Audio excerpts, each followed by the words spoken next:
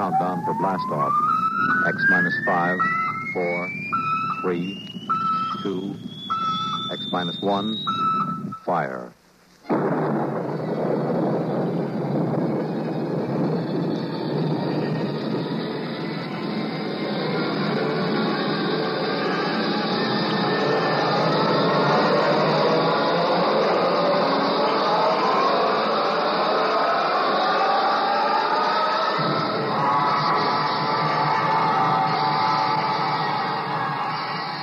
From the far horizons of the unknown come tales of new dimensions in time and space. These are stories of the future, adventures in which you'll live in a million, could be years, on 1,000 maybe worlds. The National Broadcasting Company presents X minus 1.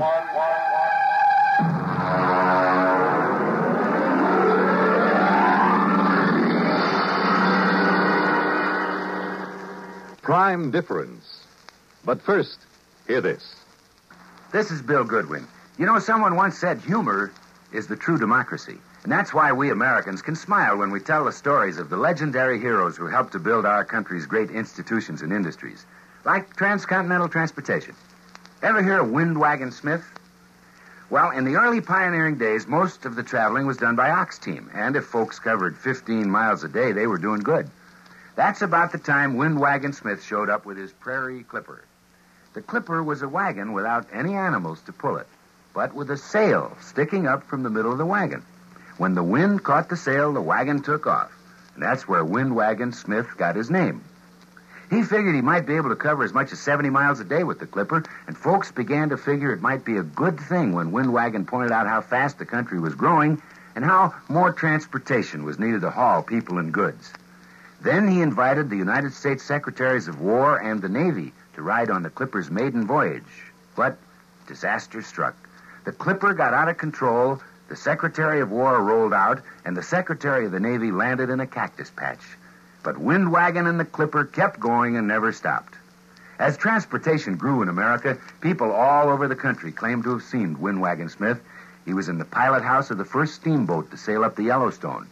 He held the golden spike when the first transcontinental railroad was completed.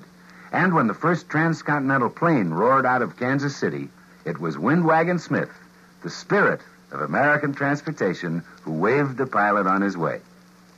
Yes, it is a democracy which lets us tell stories of such legendary heroes with a twinkle in our eyes and a chuckle in our throats. And so long as we continue to laugh together as a people, ladies and gentlemen, we will live together as a nation.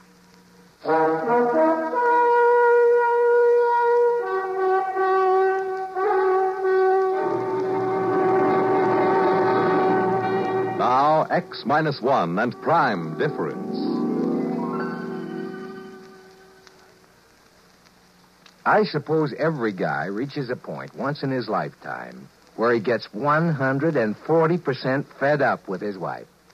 Understand now, I've got nothing against marriage. Marriage is great. A good red-blooded American institution. Only it's so permanent. Especially when you're married to a woman like Marge. She was a dream to look at. Tawny hair and sulky gray eyes and a shape that could set your teeth chattering. But she had a tongue like a number 10 wood rasp and a list of grievances long enough to paper a ballroom. Why do you always upset me in the morning when I've got a headache? I'm not trying to upset Now, you. you deliberately... I'm trying to have my coffee so I can go down to the office and earn a living. A living. Go ahead. Run away. That's all you've done all our married life. Whenever there's something unpleasant to be faced, you run away. I'd even forgotten what the unpleasant something was. Well, then I'll remind you. It's your own selfish, indulgent nature. Staying out till after midnight when I was here waiting and suffering. I was working. I was at the office working. I know you were at the office, dear. I phoned, remember? Well, then what in blazes... Only you weren't working. Your breath Oh, listen. I fired Miss Carver. She was okay, but I fired her for you. It was her last day. We all had a couple of drinks, that's all.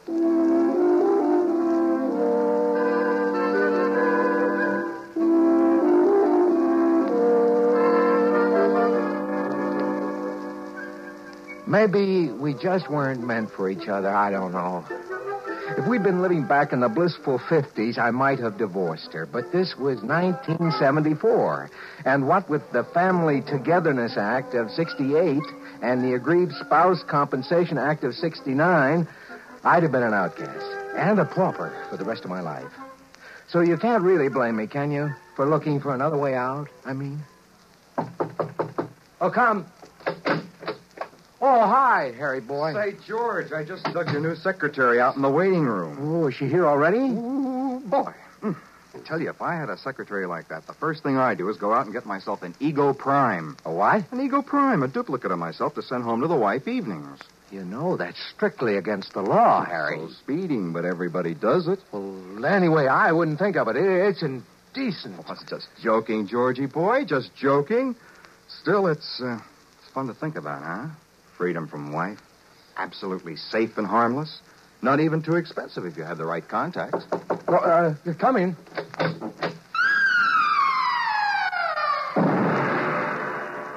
Mr. Faircloth? Yes. I'm Jerry Lamont, your new secretary. What did I tell you, Georgie boy? Harry, if you don't mind, I'd like to get right down to work with Miss Lamont. Excuse us. Why huh? not? Don't forget what we were talking about, huh, Georgie? I happen to know a fellow with just the right contacts for that deal. Yeah, sure. So long, Harry. So long. Bye, Miss Lamont. Bye. Well, glad to have you aboard, Miss Lamont. Oh, Miss Lamont is so formal. Mr. Blickendorf called me Jerry when I worked for him. Oh, Hank Blickendorf? Mm-hmm. Oh, you must be the girl he, You must have accompanied him on his business trip to Rio. Yes. Well, he spoke very highly of you. Ah. I'm sure we'll get along just fine. Well, I feel the same way. I prefer working for a younger man than Mr. Blickendorf, anyway. When I came home to dinner that night, Marge was waiting with a full barrage. She let me get my first bite of dinner halfway to my mouth and then opened up. Well, I hear you got a new secretary today. Yeah. I also hear she's 5'8" and tapes out at 38, 25, 36, and likes men. That's quite a spy system you've got there. She isn't much of a secretary either. She's a perfectly good secretary. No, that isn't what Molly Blickendorf said. I don't care what Molly Blickendorf said. Now, where are you going? I have to make a business call. I forgot. Well, I suppose it would be too much to expect you to do your work at the office with that Miss...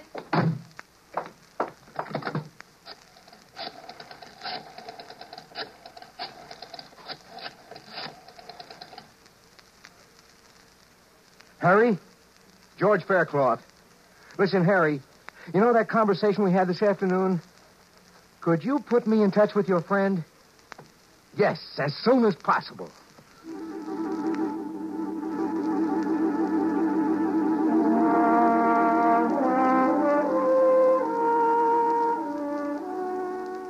The following evening, I found myself at the door of a dingy office in an ancient warehouse up near 14th Street. A little rodent of a man answered. Yes, brother? I'm George Faircloth. Harry sent me. Oh, yes. Step inside, brother. I've been told you can supply me with... Yes, brother. It might be possible. We get quite a few busy executives who are in a hurry. Can't be bothered with licensing a utility prime. Mister, if I wanted an ordinary utility prime, I wouldn't have hiked up here. I'd have picked up the phone and ordered it. I want a super deluxe Ego Prime with all the circuits open. In short, a carbon copy of me, George Faircloth. Well, just step back here, brother. Fine. These domestic situations can be awkward. You understand, if the feds find out about this, you're in as much trouble as we are. I'm more worried about my wife finding out. Ease your mind, brother. We've never had one yet. Except for that little shut-off control in the hair behind the ear, these Ego Primes are identical with living humans. Now, if you'll just step back into the lab and take your clothes off, we'll start.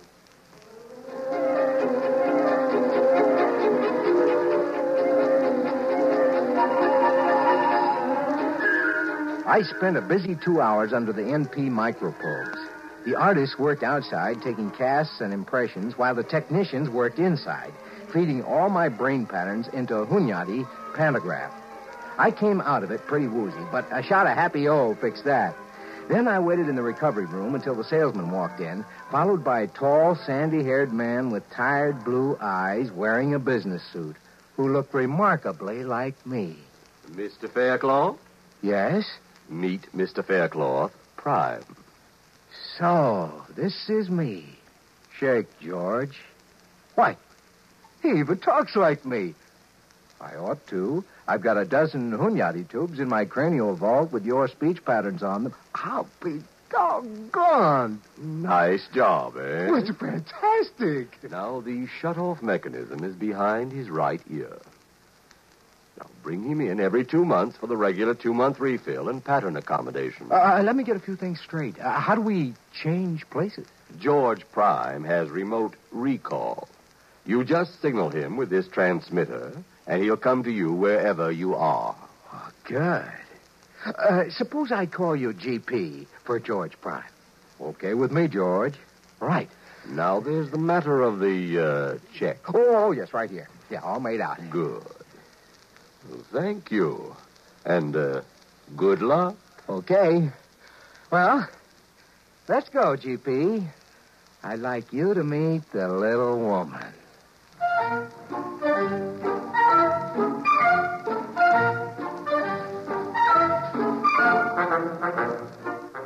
Half an hour later, George Prime put my pipe in his mouth and walked into the house. I stayed out in my workshop in the garage and listened. 5 minutes later, they were fighting. It sounded so familiar, I laughed out loud. Then I caught a cab and headed uptown toward Jerry's place. We had quite an evening, and I rolled in just as George Prime was starting the car, business suit and briefcase, ready for work. I slipped into the garage. Hey, hold it. Oh, you're back. How'd it go, huh? Whew. Boy, you didn't tell me you were married to a female Bengal tiger. Well, she didn't suspect, did she? Oh, of course not. Well, what'd you do? Well, fought till about 1 a.m., then went to our respective corners and sulked. You think you can handle it? Listen, she's really a sweet girl underneath. Now, I'll be so attentive and sweet, she'll soften up. You wait and see.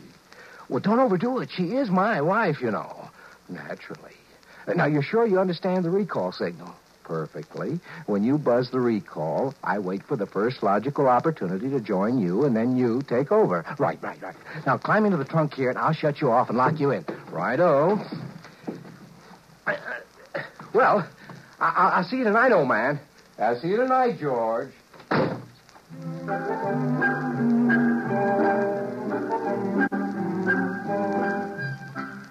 I could go on at some length about my exploits, but I won't. In the end, it was like buying a 3-dimension TV set. After a week or two, the novelty starts to wear off. Well, I got it down to where Tuesday and Thursday nights I was informally out while formally in. The rest of the time, George Prime was in the box. Well, Marge didn't suspect a thing. In fact, George Prime was having a remarkable effect on her. Oh, that you, George? Yeah? Hello. Oh, you look tired. Have a hard day? Well, now that you mention it, yeah, I did. Yeah. Well, why don't you sit down and relax? I fixed a martini before dinner. That sounds like a splendid idea. Are you all right? I'm fine. Why? Nothing. Well, what are you looking at? Are you? You've done something to your hair or something. You like it? Yes. You know, I've always thought you were a darn beautiful woman. Well, thank you, Mr. Faircloth. You know, you're not so bad yourself since you stopped scowling and snapping. I guess that's a compliment, huh? George, isn't it about time we stopped clawing each other? It's what I've always wanted, Marge. So have I. And, well, you've changed so much recently. What changed? Well, you know, you've been less irritable and more considerate and so much more vital. Oh, you know what I mean. Yeah, I'm afraid I do. George.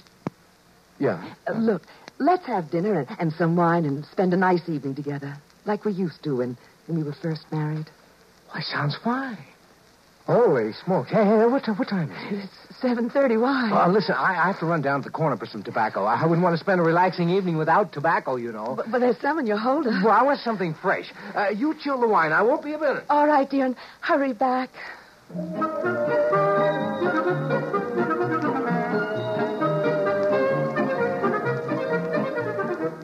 I'd forgotten all about my date with Jerry. Actually, I didn't want to keep it. The idea of spending a quiet evening with Marge was really appealing for a change. But I had to run over and explain to Jerry, so I sent George Prime in to keep Marge company till I got back, which was about midnight. As I walked down the path, I looked in the window. George Prime was there, and he was kissing my wife the way I hadn't kissed her in years, and she wasn't exactly fighting him off either. I almost wore off my thumb on that recall button before he came out to the garage. You there, George? It's me, GP. Well, it's about time. I'm sorry, old man. Sorry. Look, I saw what was going on in there. Well, you know, old bean, I am a super deluxe model. I should say you are. First thing tomorrow, big boy, I'm taking you in to have your circuits rewired. Look, aren't you being a little overly jealous? No, I mean for a man who wanted to get rid of his wife. I never said that. Well, I could never understand it personally. Listen. She's the one who's going to be suspicious if I don't get back there. Now, you give me that dressing gown and you get back in that box. Tomorrow morning, back to the factory.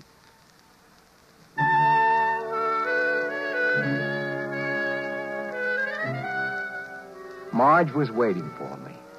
And one of those flimsy things that I'd given her when we were first married. I must say she looked so charming and lovely that my heart just melted. And still I was overwhelmed with a sense of guilt, and I wanted to tell her what I'd done. You finally got back. I thought you'd never get here. Oh, my, you look ravishing. That's the idea. Marge, listen, I've got to tell you something, and before I do, I want you to know that in spite of the cad I've been, I do love you. I always have. I know that.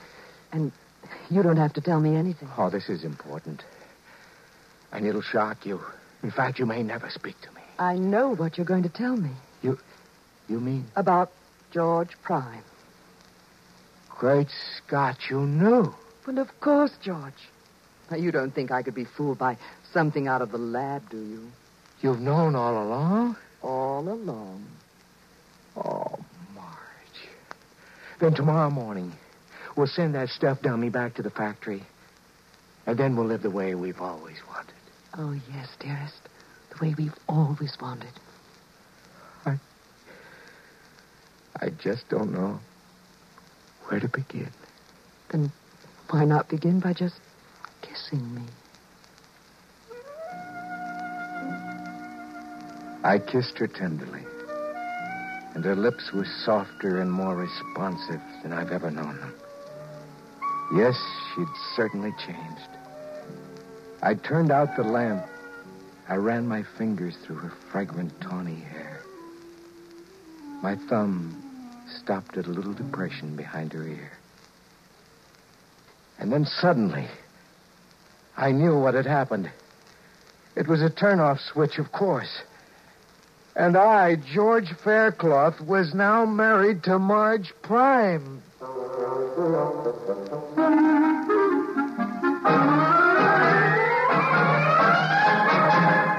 X-1 has brought you Prime Difference, written by Alan E. Norse and adapted for radio by George Lefferts. Featured in our cast were Lawson Zerbe as George and George Prime, Ann Loring as Marge, Evelyn Jester as Jerry, Merrill Joels as the salesman, and John Thomas as Harry. This is Fred Collins. X-1 was directed by George Voutsas and is an NBC Radio Network production.